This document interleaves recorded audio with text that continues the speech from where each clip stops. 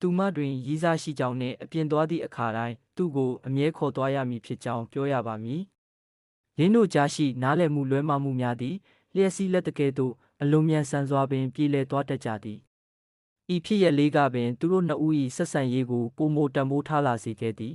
။တစ်ဖက်တွင်လည်းအမျိုးသားတို့၏ဆဋ္ဌမအာယုံအရရှောင်ဖခင်သည်သူတို့အိမ်နီးတွင်တစိမ့်တစ်ယောက်ချောင်းမြောင်းနေသည်ကိုသတိပြုမိသွားသည်။သူသည်ကားမရက်ခင်မှာပင်ကားပေါ်မှရုတ်တရက်ခုန်ဆင်းကာအပြေးလွှားပြန်လာခဲ့သည်လန်ချောင်၏မိခင်ဖြစ်သူကနောက်မှနေ၍သူမ၏သမီးကိုအချက်ပြရန်အော်ဟစ်နေတော်လဲအချစ်မူးနေသူတို့မှဘာကိုမှမကြားနိုင်တော့ပေသူတို့၏စိတ်အာယုံတစ်ခုလုံးသည်တဦးပေါ်တဦး၌သာအပြည့်အဝနှမျောနေကြသည်ရှောင်းသည်လန်ချောင်၏အိတ်ကက်ထဲမှတော့ကိုသတိထားမိသွားပြီးသူ၏ရည်ရွယ်ချက်ကိုချက်ချင်းပင်ရိပ်မိလိုက်သည်သူတို့နှစ်ဦးအနမ်းချွေရန်ဟန်ပြင်းနေစဉ်မှာပင်တကားသည်ရုတ်တရက်ပွင့်သွားပြီးရင်းနှီးပြီးသားမျက်နှာတစ်ခုကဝုန်းကနေဝင်လာလေသည်နှစ်ယောက်စလုံးမှာထိတ်လန့်တုန်လှုပ်သွားကြတော့လဲနောက်ဆုံးတွင်တော့သူတို့၏မိသားစုများကသူတို့နှစ်ဦး၏ဆက်ဆံရေးကိုလက်ခံပေးခဲ့ကြသည်ဆိုင်ကယ်စီးလာသည့်လူငယ်တဦးသည်တက်ကြီးရွယ်ဦးအမျိုးသမီးတဦးနှင့်တိုက်မိသွားသည်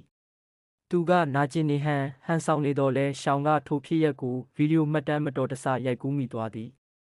လူထုကထိုလူငယ်ကိုလျင်မြန်စွာဝိုင်းဝန်းရှုတ်ချနေကြတော့လဲရှောင်းကသူမ၏သတင်းထောက်ဗီဇအတိုင်းအမှန်တရားကိုအချိန်မီထုတ်ဖော်ပေးခဲ့သည်ထို့ကြောင့်ထိုဆိုင်ကယ်သမားမှလည်းလုံးဝအပြစ်မရှိကြောင်းသက်သေပြနိုင်ခဲ့သည်ရှင်းယိုကသူတို့ကိုအပြင်မှာထမင်းလိုက်ကျွေးမယ်လို့ကမ်းလှမ်းခဲ့ပေမဲ့ရှောင်းကတော့ပြက်ပြက်တသားပဲညှင်းဆိုခဲ့ပါတယ်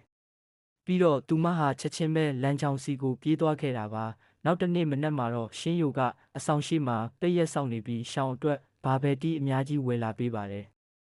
ရှောင်းကတော့ညင်းရမှာအားနာတာကြောင့်စိတ်မပတပါနဲ့ပဲအခန်းထဲကိုတည်သွားလိုက်ရပါတော့တယ်အဲ့ဒီနေ့ညနေဘက်ရှောင်းတယောက်အိပ်ဖို့ပြင်နေတော့အောက်ထပ်ကနေတစုံတယောက်ကသူ့မနှမဲကိုအော်ခေါ်နေတာကြားလိုက်ရပါတယ်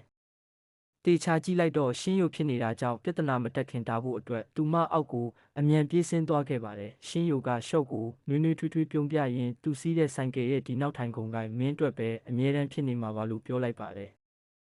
သူ့စကားမဆုံးခင်မှာပဲရှော့လက်ထဲကသပင်စည်းကွင်းလေးကိုယူလိုက်ပြီးဒါလေးနဲ့ရိုမန်တဆန်တဲ့ကတိတစ်ခုလဲလှယ်ဖို့ကြိုးစားခဲ့ပါတယ်ဘေးကလူတွေကလည်းဝိုင်းပြီးအားပေးနေကြတာကြောင့်ရှောင်းကတော့သူ့ကိုအမြန်ပဲတားလိုက်ရပါတယ်